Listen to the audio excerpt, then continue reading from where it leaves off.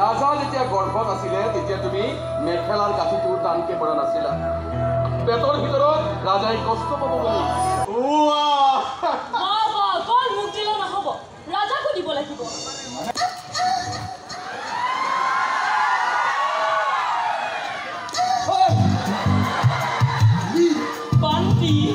বান্তি বুলি ক'ব না প্লিজ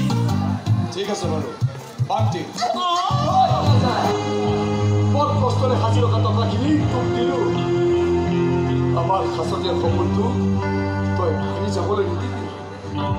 আমি বৰ কষ্ট পাওঁ মোৰ অৱস্থা নাৰিকল বিস্কুটৰ নিচিনা হৈছে চিনি সকলোৱে পায় কিন্তু খাবলৈ কোনেও ভাল নাপায় ফটো যিমান ভাল হয় গধূলিৰ কম পোহৰটো কিন্তু ফটো বিলকুল চাফা মোৰ ধৈৰ্যৰ সমস্ত পান চিনি যোৱা আগতে আপুনি মোৰ ঘৰৰ পৰা ওলাই যাওক হাতৰকি ৰান্ধনি মানুহ বগা হ'ব পাৰে তাৰ বাবে প্ৰেম বজাৰত বিক্ৰী হোৱা কছমেটিক পাউডাৰৰ বাহিৰে আন একোৱে হ'ব নোৱাৰে খৰচ কৰি পেলাই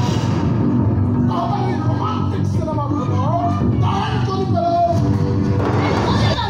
তুমি ভয় খোৱাৰ প্ৰয়োজন নাই হত্যাকাণ্ডৰ ফুটেজ পুলিচৰ হাতত কেতিয়াও নপৰে ইমানেই উন্নতি কৰিছ যে অৱসৰ পাতে স্কুলৰ মাষ্টৰৰ পুতেকে এতিয়া হাতত 5,000 টকীয়া বেগৰ মদৰ গিলাচ তুলি ল'ব ছাছপেন্স একশ্যনেৰে ভৰপূৰ এখন ছুপাৰ হিট হিন্দী চিনেমা হেছে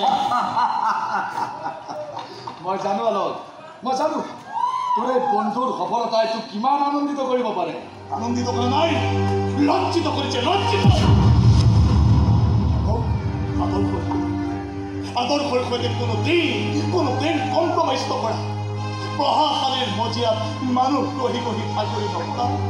দেৱতুল্য শিক্ষক পৰমানন্দ বৰুৱাৰ পুত্ৰ এতিয়া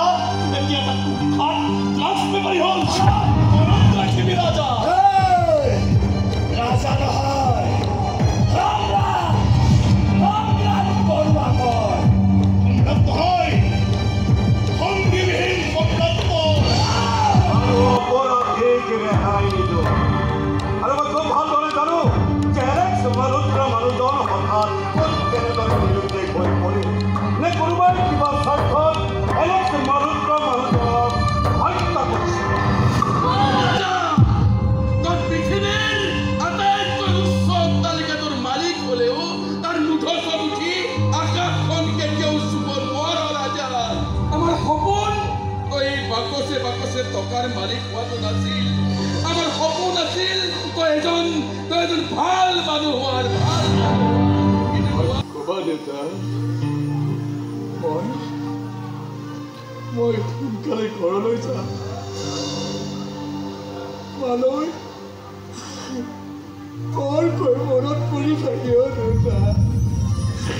বৰকৈ মনত পৰি খোজ লোৱা মানুহক